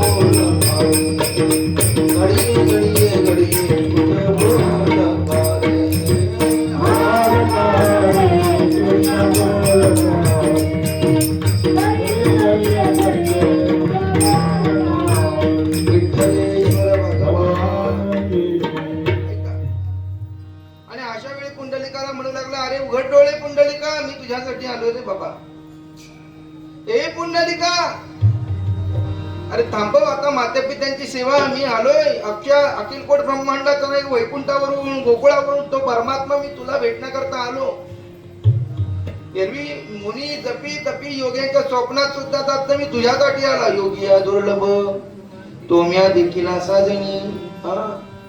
पाहता पाहता, अरे पहा ना, पाहता पाहता मणी नपुरे ना नित्यांच्या, कोणाच्या योगी यांच्या. पण तुला जर सहज प्राप्त झालं, अरे उठ उठ, डोळे उघड. आणि डोळे उघड म्हटल्यानंतर पुंडलिकांनी माता पित्याच्या सेवेचा त्याग नाही केला बरं का. आज जर इथून उठून गेलं, उठून गेलं, आपली साधना आहे, आपलं भजन आहे, आपलं कीर्तन आहे. मग कीर्तन टाकून जर एखादा आमदार आला ना, आपण तिथे गेलो तर बोला ना, कीर्तनाची किंमत ढासळली जाते, कमी होते. आणि आम्हाला मोठेपणा, आम्ही मोठे झालो कशामुळे बोला ना. आज त्या ज्ञानोबा तुकोबारामुळे आम्ही मोठे झालो असेल तर आमदारापेक्षा ज्ञानोबा तुकोबारा कनिष्ठ नाही बरं का. लक्षात आहे माझ्याकडे. पण जरी देव असला, हा देव आला कशामुळे, येण्याचं मूळ कारण काय, परमात्मा येण्याचं कारणच ते आहे काय, माता पित्यांची सेवा. मग त्या माता पित्यांची सेवा खंडित केली आणि देवाच्या पाठीमागे गेलं तर देव पण भाव देणार नाही. हा बाबा यामुळे आला तर त्याला त्यामुळेच ठेवायचं. मग परमात्म्याला सांगितलं, देवा थांब, कुठे जायला, कुठे घाई नाही तुला, एवढे जायचंय, मग आला कशाला. काही लोकांना बरीच घाई असते, महाराज लवकर कीर्तन संपवा, लवकर कीर्तन संपवा, लवकर कीर्तन संपवा, आम्हाला जायचंय. आता घरी जाऊन पण झोपायचं. कुठेतरी वारिंग बाबा सुंदर म्हणते बरं का, कीर्तनातले 10-5 मिनिटं जास्त झाले का मग लोकांच्या चेहऱ्यावर आट्या पडल्या जातात, कपाळावर. अरे म्हणजे 2-4 मिनिटं हे झाल्यानंतर कपाळा आट्या पडल्या जातात. मग ते लोक सहज म्हणतात, महाराज काय तुम्ही कीर्तनाला काही चवत नाही तुमच्या कीर्तनाला. त्या वारिंग बाबा सुंदर उत्तर दिलं, अरे आयुष्य जर फुकट घालवत असेल तर कीर्तनातील जास्त झालेले 2 मिनिटं 5 मिनिटं तो तुमचा उद्धारच करेल ना. एरवी आयुष्यातली कितीतरी क्षण, कितीतरी वर्ष फुकट घालवली, पण कीर्तनातली 2-5 मिनिटं जर तुम्हाला जास्त झाली असेल तर तुम्हाला कपाळावर जर आट्या पडत असतील. अरे कीर्तनातली 2-4 मिनिटं झालेली जास्त, तुमचा उद्धारच केल्याशिवाय राहणार नाही. उद्धार केला पाहिजे, तुमचा उद्धार करतील ते. सांगायचं तात्पर्य थांब, कुठे जायचे? ते म्हणतो वैकुंठ सोडून आलो तुझ पाशी, कारण बोलसी भक्त राया. अरे बोल तर ना बघ. पुंडलिक स्तब्ध आहे, बोलत नाही. पित ह्याची भक्ती पुंडलिके केली, मात ते एकली देव राये. 9 लक्ष येताना कसा आला? 9 लक्ष गोधने 500 सवंगडी. बघा ना, तो देव येताना कसा आला? एकटा आला नाही ना, 9 लक्ष गोधने घेऊन आला आणि 500 सवंगडी घेऊन आला. 9 लक्ष गोधने 500 सवंगडी. रामकृष्ण पुढे चालतात ते, गोकुळाहून देव पंढरपूर पाताला, त्वरित पावला विनोनादी. मग पुढे तो वाळवंटामध्ये गेला, तेथून परत आला, वाळवंटी आला. तव तो देखील पुंडलिके देव उभा आहे, पुंडलिक पाहे, चतुर्भुज स्वय देख येला. अशा प्रकारे पाहिला. ते वर्णन विष्णू पुराणातलं. चतुर्भुज स्वय, आता 2, आपण ज्या पांडुरंगाला पाहतो त्याला 2च हात आहे, पण चतुर्भुज स्वय देखी येला. त्या परमात्म्याला पाहिलं आणि अशा परमात्म्याला पाहिल्यानंतर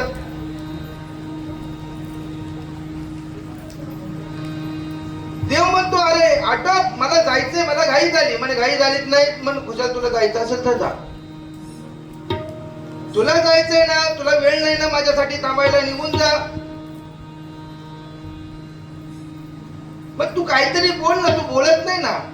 पुंडलिका लागुनी म्हणे पांडुरंग, सखा जीवलग तुझी माझा. अरे पुंडलिका बघ, वैकुंठ सोडून पितृवचनाची झाला अधिकारी, केली बा पायरी वैकुंठाची. तू वैकुंठाला पायरी केली, एवढा तू श्रेष्ठ झालेला आहे, म्हणून मी तुझ्यासाठी आला, बघ ना माझ्याकडे. मग देव म्हणतो, देवाला अतिशय भेट देण्याकरती, आलिंगन देण्याकरती बाया स्फुरायला लागला. देव भेटीची डावा डोळा लवे, उजवी स्फुरत से बाही. तसं देव भेटावा, देवाला पुंडलिकाला आलिंगन देवा म्हणून बाया स्फुरायला लागलेल्या आहेत. एक वेळा भेटी अणु भक्त राया, स्फुरती माझ्या माया क्षम लागी. तू काय कर, तुझ्या माया मला आलिंगन दे, मला एक वेळ भेटते. पण पुंडलिकाने सांगितलं नाही. तरी सुद्धा नाम याचा स्वामी कृपेचा गोळा, म्हणून भूता वेळा भक्ताला की देवासाठी होता वेळेला आहे. आणि मग शेवटी काय घटना घडली? पुंडलिकाने सांगितलं, देवा तू आलास ना, थांब इथे. का थांब? अरे लवकर मला भेटी द्या.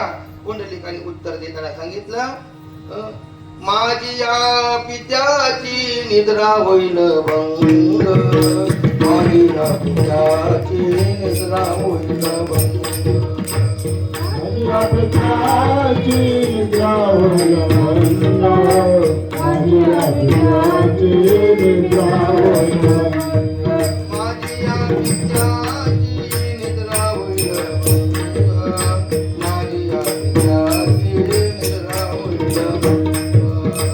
माझी या पित्याची निद्रा होईल भंग, माझी या पित्याची निद्रा होईल भंग.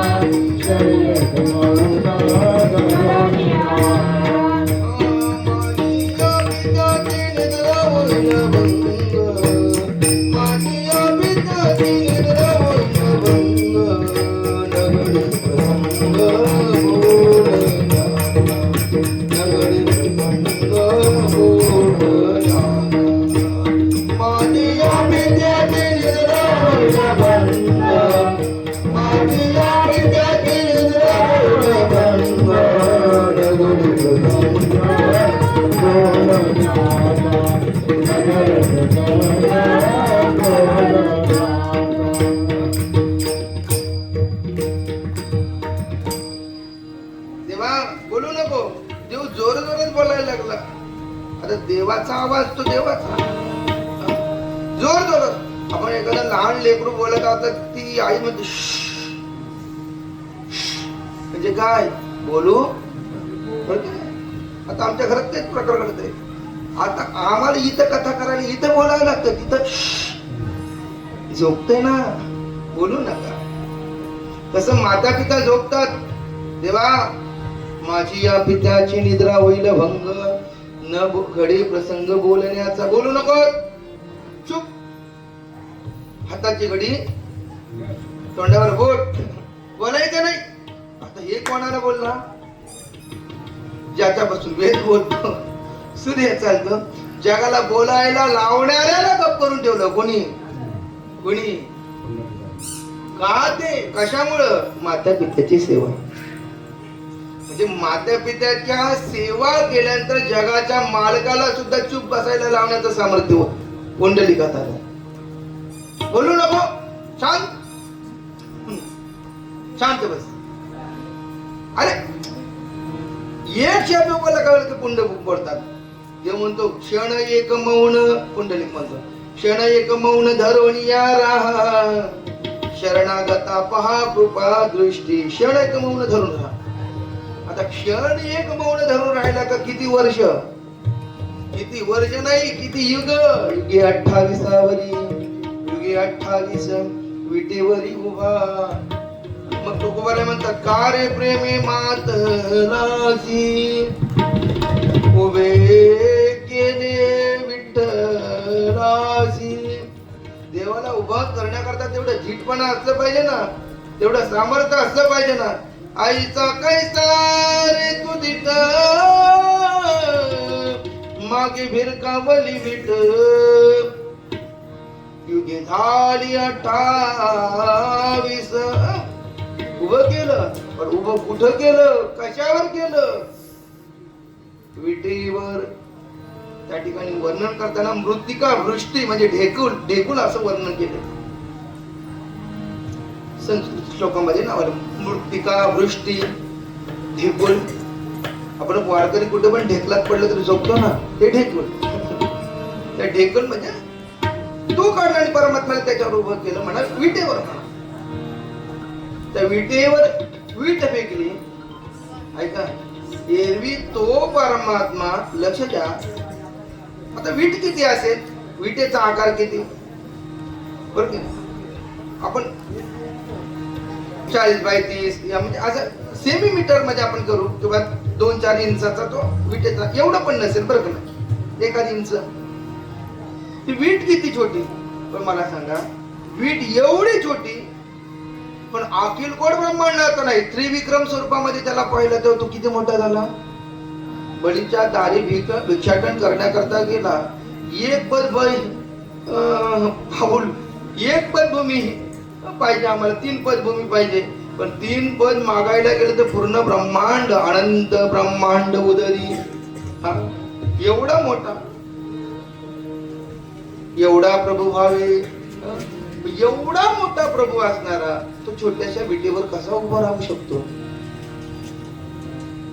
बरोबर की नाही. अशा टाकू शकता का म्हणले का. एवढा मोठा परमात्मा पण एवढ्याशा विटेवर उभा राहिला. आपल्याला एका जागेमध्ये कदाचित दररोज कथेला ऐकताना कथेला बसताना म्हणजे आता ते पंढरपूरला गेल्यानंतर म्हणजे तुम्हाला कळालं मला काय म्हणायचं ते. पंढरपूरला गेल्यानंतर प्रत्येक माणसाला आता ते वारकरी येण्याच्या अगोदर म्हणजे जे चालत येतात ना त्या वारकऱ्यांना जागाच मिळत नाही. मग त्या आमच्या अध्यक्षांनी ती नवी योजना काढली. म्हणजे असं काय करायचं, येणाऱ्या लोकांसाठी काही जागा आखून ठेवायची. किती बाय किती, 3 बाय 6ची, 2 बाय 6ची. माणसाचं शरीर जेवढं आहे तेवढी म्हणजे एखादी वलकटी राहील आणि तेवढं 3 बाय 6ची. उंची असून किती 5 ते 6 फूट, 3 बाय 6ची जागा. पण 3 बाय 6ची जागा म्हणजे त्यांनी यायचे प्रत्येक वारकाला द्यायची. पण त्या 3 बाय 6च्या जागेवर पण भांडणं, किती भांडणं. वलकटीला वलकटी लागला तरी बुवा झेंडा उलटा करतो. खरंय की नाही, बुवा झेंडा उलटा करतो. आता बुवा झेंडा उलटा करायला लावलेला असतो पंढरपूरला फडकवत न्यायचे असते. तो बुवा त्या टाळक्यात घालायला, टाळ पण घालायला मागे पुढे पाहत. म्हणजे लक्षात आहे हे कशासाठी, म्हणजे 3 बाय 6ची जागा पण आपल्याला पुरत नाही. एरवी 3.5 हाताची कधी पुरेल. एरवी 3.5 आऊट हात का नरदी आहे तुम्ही अल्लाने तुझे दिया किंवा परमात्म्याने आऊट हाताचा नरदी दिला. तरी मग आपल्याला जागा किती लागते, किती असली तर ती कमीच. म्हणजे सांगायचं परमात्मा एवढा मोठा तरी तो एवढ्या छोट्या विटेवर राहिला कसा, त्याचं उत्तर आहे पुंडलिकाच्या भावार्थ. काय केलं पुंडलिकाने, उजोनी जननी आणि जनके माता पिताची सेवा केली. तो एवढा चौटीवर उभा राहिला आणि मग परमात्म्याला म्हटलं देवा क्षण एक मौन धरून या राहा शरणागता पहा. आणि अशा प्रकारे परमात्मा उभं राहिलं आणि मग परमात्म्याकडे पुंडलिकाने किंवा परमात्मा म्हणतो पुंडलिका काही मागायचं ते माग. म्हणे काय नाही, मूड पापी जवसी तैसे. आणि आपली वेळ होत आली. उतरी कासे लावून या, असं कर जो कोणी वारकरी साधा मनुष्य भोळा मनुष्य पंढरपूरला जाईल ना, काय कर पंढरीचे वारकरी हे अधिकारी मोक्षाचे. पण असे नाही, असे वारकरी कोणते, पंढरीचे वारकरी शिळे तुकडे पार करी. म्हणजे ज्यांनी शिळे तुकडे पार करून म्हणजे खायला काय मिळते व्यवस्थेची वारी नाही अवस्थेची वारी केली त्यांना तू मोक्ष दे, ते अधिकारी मोक्षाचे. असे म्हणजे मूड पापी जैसे तैसे उतरी कासे लावणी जसा असं तसे. म्हणून अशा प्रकारे तुका म्हणे खरे झाले एका भोली संतांच्या. जसा असेल त्याचा उद्धार कर. म्हणे एक कर नच जागे देवा माझे गावे मुनी पाळतीत मागितो पाळतोनी हे की तुझ माझे सुख पाहावे मागे ते राहावे माझे गावे राहावे अधिपती. तू माझ्या गावात राहायचं. म्हणून आता परमात्मा स्वतःच्या गावात नाही बरं का, तो पुंडलिकाचं गाव आहे. देव पुंडलिकाच्या गावामध्ये आहे. माझे गावी राहावे अधिपती. अनेक प्रकारचं मागणं मागितलं. त्या मागण्याचं चिंतन उद्याच्या भागामध्ये आपल्याला करायचं. लक्ष द्या, पुंडलिकाने मागितलं पण मागत असताना मागणं काहीतरी देव देताना संकोच करेल. कारण तो देव माहितीये का येशी देव देशी म्हणजे कृपण आहे देव बरं का.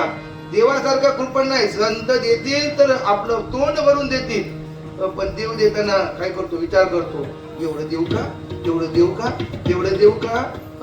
मग विचार करतो. देताना आणि कंजोशी जर केली म्हणून पुन्हा भगवान शंकर आले. ए बाबा, ए विठ्ठला, ए पांडुरंगा, पुंडलिका बघ हा तुला देताना मागे पुढे कमतरता करेल. म्हणजे देताना दान देताना 500 किलो देतो पण इथपर्यंत पोहोचायला 200 किलोच पोहोचते. मग असं तू करत नाही ना देवा. देताना सर्वस्वाने दे, कमी काय पडता कामा नये. अखंड हरिनाम सप्ताह पूर्ण होईपर्यंत इथंच राहा आणि देतच राहा एवढं वर दे. म्हणजे भगवान शंकराने म्हणजे देव देताना कमी देईल ना म्हणून मग पुन्हा आले त्रिशूल डमरू घेऊन. हे बाबा देताना त्याला कमी देऊ नको रे बाबा. मात्या पित्याची सेवा केली असा हा पुंडलिक.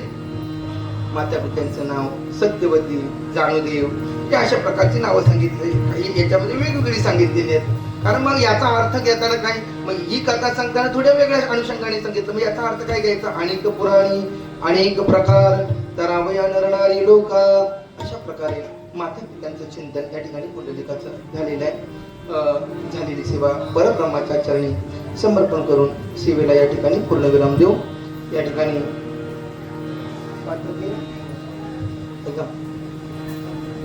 वेळ झालेला आहे. पात्र केलेलं नसतील तर या ठिकाणी उद्या पाहू. त्या ठिकाणी बरीच दूरवरून मंडळी आली बरं का. आज ठाणा घोडबंदर ठाणा वाघवीळ गावातून जवळजवळ टेम्पो भरून माणसं आलेली आहेत. जवळजवळ 40 ते 50 लोक आलेले आहेत. त्यांना देखील मी धन्यवाद देतो. आजची मधुकरी ठाणा घोडबंदरवरून आलेली बरं का. त्यांना मी पुन्हा पुन्हा धन्यवाद देतो. टाळ्या वाजवत आम्ही सुद्धा त्यांच्याकडे जातो. जवळजवळ 3 कथा मला तर वाटतं त्यांच्याकडे झालेली असेल. श्रीराम कथा, बरोबर ना ताई, नंतर भागवत कथा, म्हणजे अशा 2-3 कथा त्यांच्या गावाकडे झाल्या. पण तरी सुद्धा त्या कथा म्हटल्यानंतर ते म्हणतो महाराज तुमच्या कथा अत्यंत बऱ्या वाटतात बरं का. म्हणजे आज त्या कथा श्रवण करण्याकरता एवढ्या लांबून आल्या, रिकाम्या आल्या नाही, मधुकरी घेऊन आल्या. अन्नदानाच्या पंक्ती सुद्धा त्यांनी दिलेल्या. असो, या अनुषंगाने पुन्हा पुन्हा सर्वांना धन्यवाद देतो. आजची मधुकरी वेगवेगळ्या ठाण्यावरून मधुकरी आली. तसेच आपल्या नवघर उरण